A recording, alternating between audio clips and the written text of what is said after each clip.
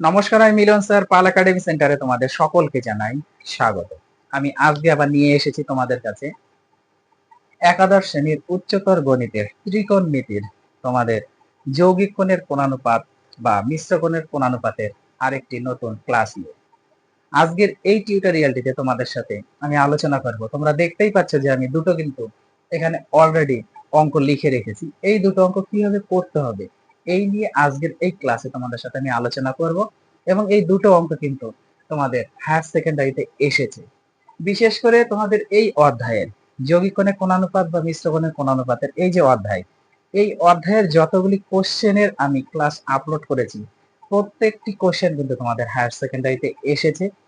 So তোমাদের কাছে এতটুকু আমার রিকোয়েস্ট যে এই অধ্যায়ের আমি যতগুলো ক্লাস দিয়েছি তার প্রত্যেকটি অঙ্ক কিন্তু একটু গুরুত্ব দিয়ে তোমাদের পড়তে হবে। খুবই ইম্পর্টেন্ট ক্লাসগুলো আমি দেই। আর আজকে এক নাম্বার যে অঙ্কটি আছে, এবার এক নাম্বার অঙ্কটি একটু খেয়াল করো। দেখো কি বলেছে। বলেছে a plus b equal to 225, অর্থাৎ 225 ডিগ্রি যদি হয় তাহলে আমাদের প্রমাণ করতে হবে যে cot a by 1 plus cot a into cot b by 1 plus cot b equal to half. এটা আমাদের দেখাতে হবে। আর 2 নম্বরে যদি দেখো তাহলে এখানে কিন্তু আছে a plus b plus c equal to pi এবং cos a equal to cos b cos c হলে আমাদের দেখাতে বলেছে tan b into tan c equal to 2। এটা আমাদের প্রমাণ করতে হবে। আগে 1 নম্বরের অঙ্কটা আগে একটু আমরা করে নিই, তারপরে আসবো আমরা 2 নম্বরে। দেখো আমাদের যেহেতু কন্ডিশন এখানে দেওয়া আছে যে a plus b equal to 225 degree. Okay, 225 degree.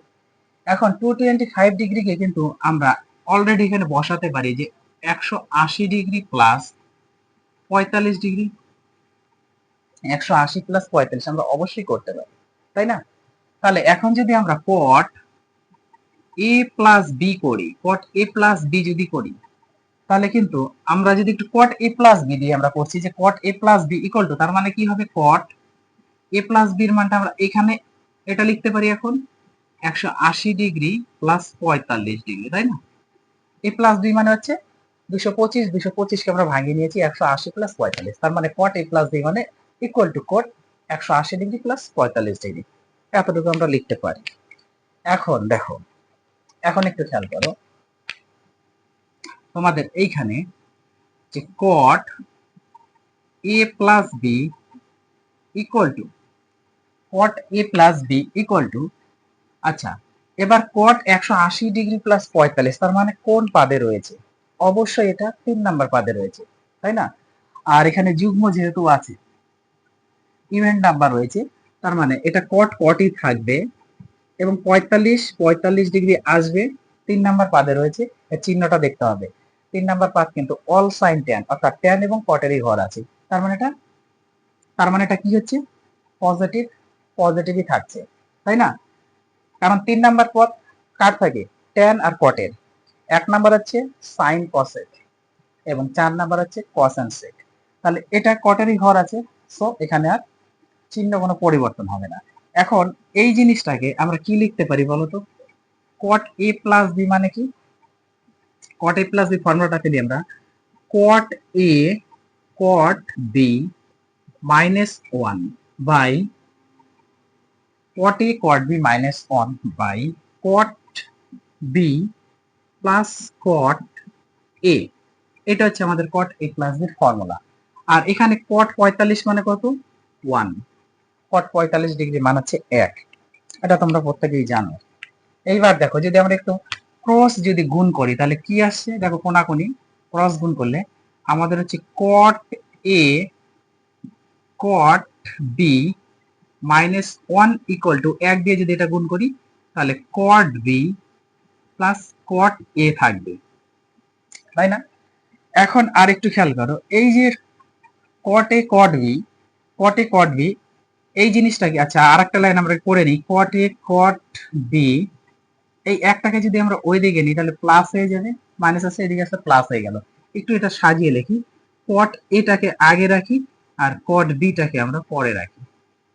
ওকে, এইবার দেখো, এইবার হচ্ছে আমরা এখানে দুটা cot a R cot b যদি লিখি তাহলে একটা বেশি লিখেছি, তাহলে একটা আমরা মাইনাস করে দিই cot a R cot b। তাহলে আমাদের বরাবর হয়ে গেল। দুটো এখানে ছিল একটা, আমি লিখেছি প্লাসের দুটো, তাহলে একটা আমরা বেশি লিখেছি, এই জন্য একটা মাইনাস করে দিলাম। ওকে, আর এখানে যা আছে থাক, 1 প্লাস কট এ প্লাস কট বি, এটা যা আছে থাক। এইবার পরের লাইনে দেখো, 2 কট a cot b equal two এদিকে যা আছে থাক, 1 প্লাস কট এ প্লাস কট বি। এবার মাইনাসেরটা যদি আমরা এই দিকে নিই, এই পদটাকে, তাহলে এটা প্লাস হয়ে যাবে কট এ কট বি, তাই না?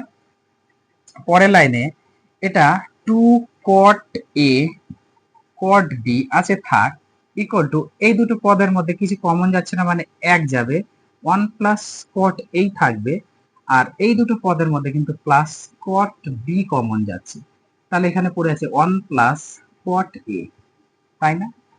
এটা পড়ে আছে।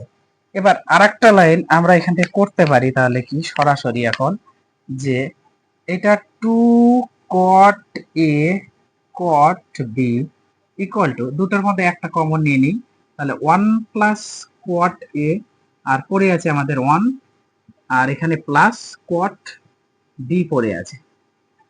বোঝা গেল এতটুকু? আশা করি কোনো সমস্যা হয়নি।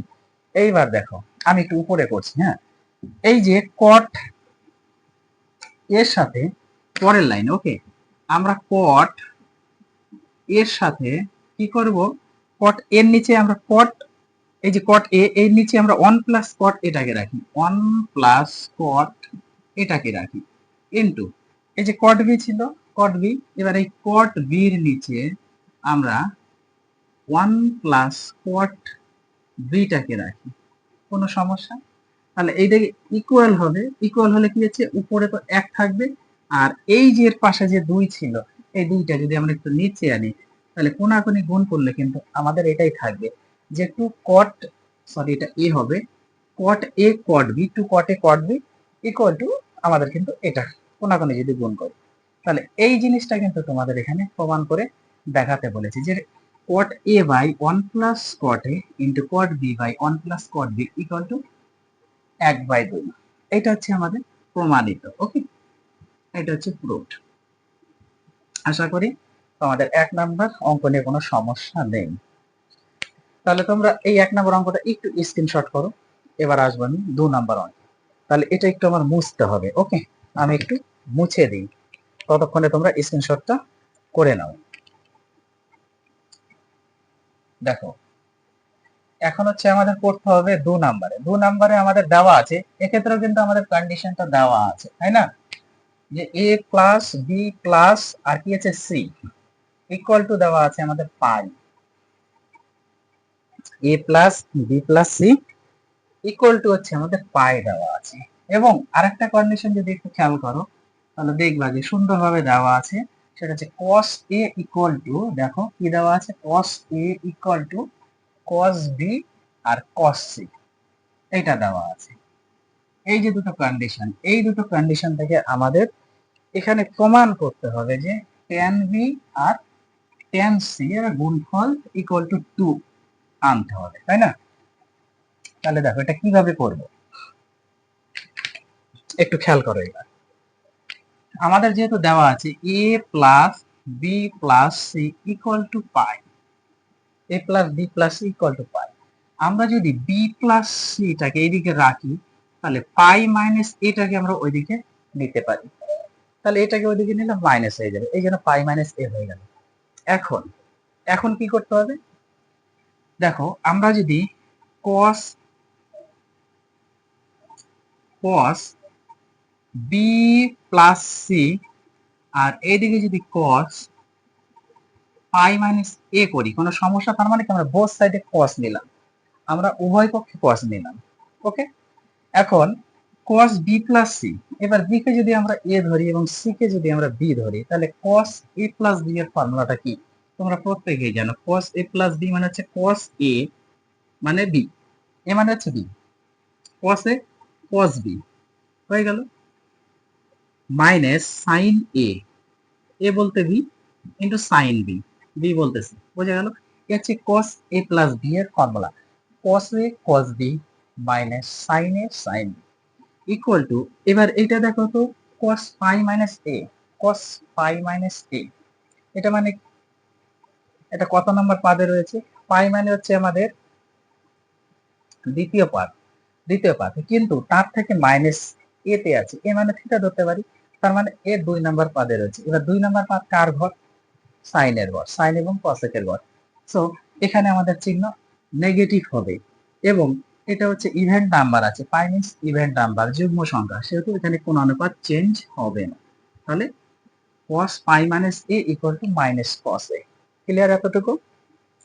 যাদের এই পার্টে সমস্যা আছে তাদের আমি বলবো, যে ত্রিকোণমিতির তোমাদের আমি মানে পার্ট নাম্বার 3 সম্ভবত হবে, পার্ট নাম্বার 3 তে একটা ক্লাস আপডেট দিয়েছি তোমাদের, মানে কোন পাদে কি অবস্থিত এই নিয়ে একটা ক্লাস আমি আপলোড করেছি, তোমরা একটু দেখবা, তাহলে বুঝতে পারবা এই জিনিসটা কি হলো। ওকে, তো আজকে তো এখানে অ্যাকচুয়ালি আলোচনা করা সম্ভব না, যাই হোক। এবার পরের লাইনে দেখো, আমরা এখানে কি করতে পারি, cos বি আছে থাক, cos সি আছে থাক, মাইনাস সাইন বি আছে থাক, ইন্টু সাইন সি আছে থাক, ইকুয়াল টু মাইনাস আছে থাক।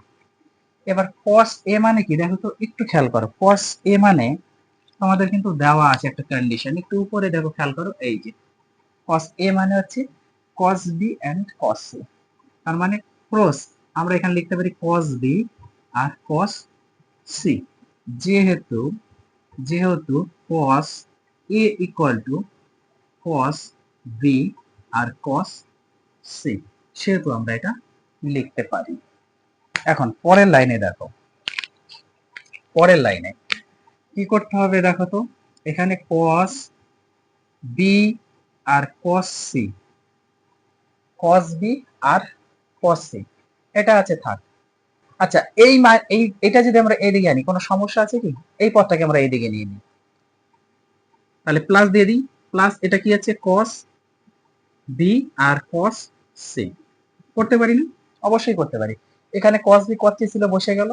এবার এই মাইনাস cos বি cos সিটাকে আমরা এদিকে যদি নিই, তাহলে প্লাস হয়ে যায়। এবার মাইনাস সাইন বি সাইন সিটাকে ওইদিকে নিই, তাহলে হচ্ছে প্লাস হয়ে যায়, প্লাস বসানোর দরকার নেই, সাইন বি আর সাইন সি। এইবার দেখো কি করব, এই পদটাকে আমরা যদি এদিকে লিখি একটু সুবিধা হবে, সাইন বি আর সাইন সি ইকুয়াল টু, এই দুটো সেম জিনিস না, cos b cos c, cos b cos c, তাহলে একটা একটা দুটো, তার মানে দুটো cos বি আর cos সি, তাই না? পরের লাইনে আমরা সাইন বি এর নিচে যদি, এখানে সাইন বি এর নিচে যদি cos বিটা আনি, কোনো সমস্যা? ইনটু সাইন সি এর নিচে যদি এখান থেকে আমরা cos সিটাকে নিয়ে আসি, কোনো সমস্যা আছে?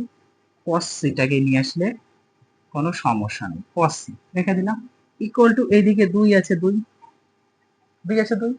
তাহলে এইবার পরের লাইনে দেখো তো, আমরা কি লিখতে পারি, এখান থেকে সরাসরি আমরা লিখতে পারি না, sine b by cos b মানে কিন্তু এটা already tan b into sine c by cos c, এটা already tan c equal to 2। তাহলে এইটাই কিন্তু আমাদের প্রমাণ করতে বলছে, tan b tan c, tan b tan c, tan b tan c equal to 2। তাহলে এইটা হচ্ছে আমাদের প্রুভড হয়ে গেল। ওকে, এটা হচ্ছে প্রমাণিত। তাহলে এই দুটো অঙ্ক তোমরা একটু গুরুত্ব দিয়ে করো, আমি আবার আসবো পরবর্তী পার্ট নিয়ে। তাহলে আজকের মতো এখানে শেষ করছি।